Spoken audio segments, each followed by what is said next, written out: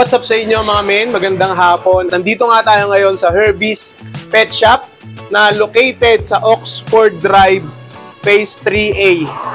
Parang tapat ng subdivision. Ayun, doon lang ako nagbase. Ayan. So ilalagay ko na lang yung exact location nito yan sa description ng video na to. No? So ayun nga mga men, ito yung pet shop na hindi naman siya ganun kalakihan. Mamaya ipapakita ko sa inyo. Pero yung may-ari nito mga men is pwedeng makatulong sa mga men natin dyan na nagbabalak mag-start ng pet shop or kahit mag-alaga lang ng mga gusto lang mag-alaga ng mga isda na one-stop shop. No? Kumbaga, may aquarium ka na dito na kahit anong size, pwede ka makahanap and pwede ka din magpa-customize. No? So, ayun nga mga men, samahan nyo ako, bisitahin natin tong pet shop at yung mismong pagawaan nila, Sir Dwight ng Herbie's Pet Shop. So, ano pang inaantay nyo mga men? Umpisahan na natin to.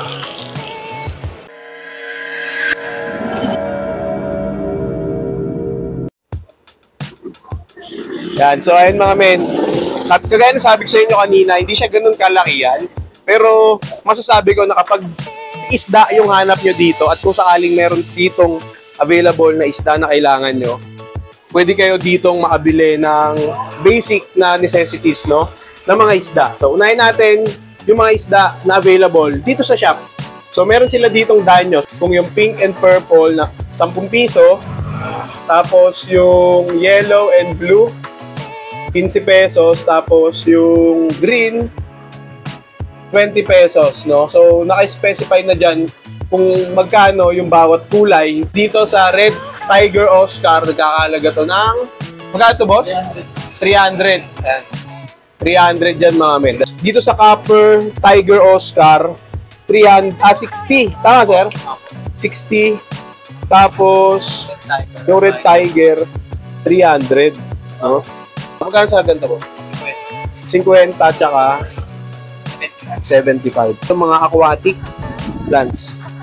Para sa mga gustong maglagay ng aquatic plants sa setup nilang aquarium. Sa swordtail naman mga men, medyo madami silang swordtail dito. Nagkaalaga lang yan ng 15 pesos. Tapos mollies, 10 piso. Tapos yung mga accessories din mga men nandito. Ayan, meron silang mga filter, mga ano ba tawag dito, air pump, no? Yan. Tapos kung sakaling pwede kayong makabisita dito at makabili, nag-accept sila ng GCash payment.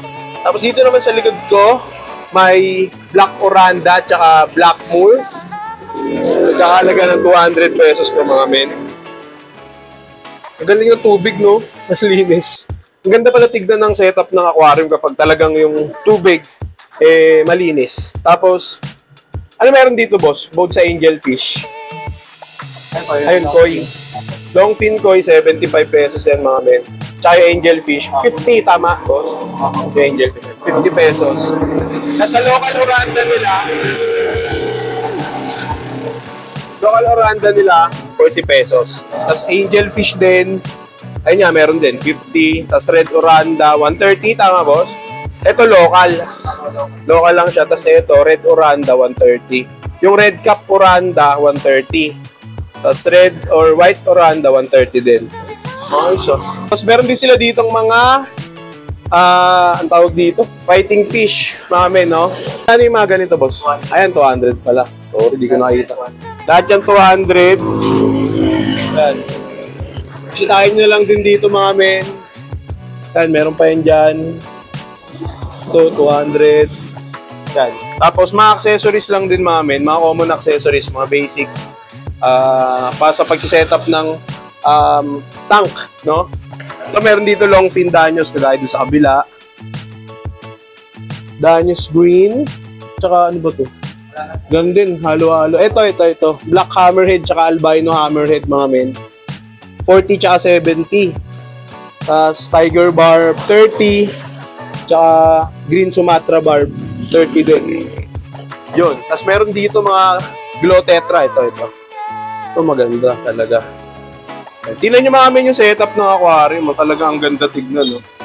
Mapapansin nyo, ang dami ditong mga tank, no? Yung mga 10 gallons nila, 400. 20 gallons, 900. Tapos, iba't iba pang presyo yan mga men. Hindi ko lang alam kung magkano sa iba. Pero syempre, sila na rin yung gumagawa. Sa tingin ko, mas mababa kayo ba sa pet shop, no?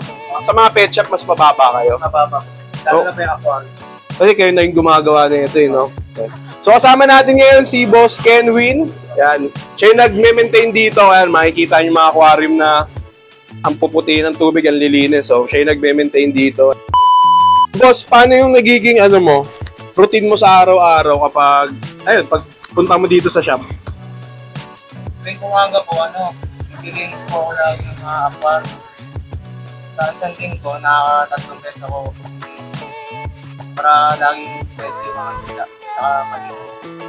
Kita-kita naman sa mga isda rito, pero yung mga tank dyan, no? Talagang, di talaga napapabayaan, di ba? Talagang malinis, na may maintain. So, kagaya nga nasabi ni Boss Kenwin, 3 times a week, siya akong maglinis. Tapos, katulong ka din, sir, ni ni Sir Dwight sa paggawa ng mga tank. So, pero full-time ka talaga dito? Ikaw talaga yung tao dito. Kung may mga request kayo na sukat ng mga aquarium, pwede nyo rin sabihin sa kanya kasi nga nagko-customize sila ng mga aquarium dito, mga men.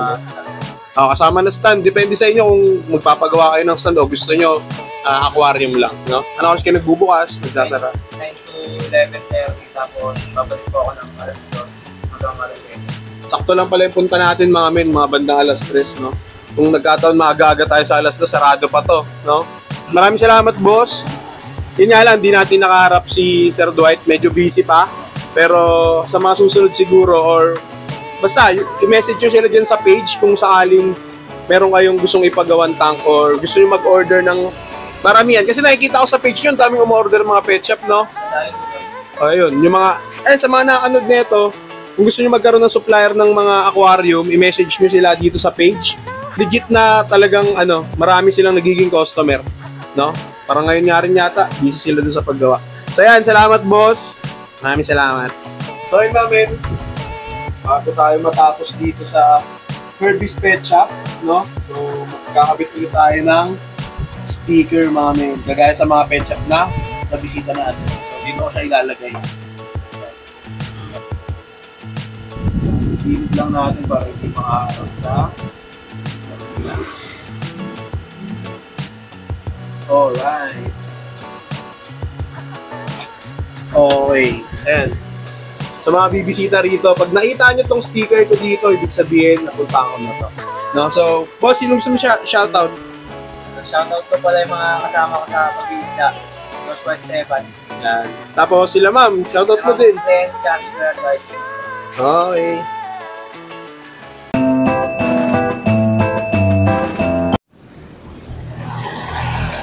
Ayun namin, no? Tapos na tayo mag-vlog dito sa Herbie's Pet Shop. Di natin nakaharap si Sir Dwight, pero okay lang. Dito naman si Sir Kenwin, yung nag-assist sa atin. And ayun nga, sa mga gusto magpagawa ng mga aquarium or sa mga pet shop owner or soon to be pet shop owner na naghahanap ng supplier ng mga aquariums, mga men, no? I-message nyo sila dito sa FB page nila sa Herbie's Pet Shop, mga men. And yan, may pag-usap na lang Sir Dwight kung sakaling interesado kayo, no? So, yung shop pala nila, kahit hindi natin napuntahan ngayon, dito lang din malapit, no? Doon lang banda. Sobrang busy lang talaga nila, kaya hindi tayo, ang iingay, kaya hindi tayo naharap, mga men, no? Pero okay lang, at least na showcase natin yung pet shop nila dito. So, ayun yan, nandito lang muna, mga men. Maraming salamat sa pagsama at kita-kita tayo sa next hamster video. Maraming salamat, mga men. Boss, thank you, ah. Oo, boss.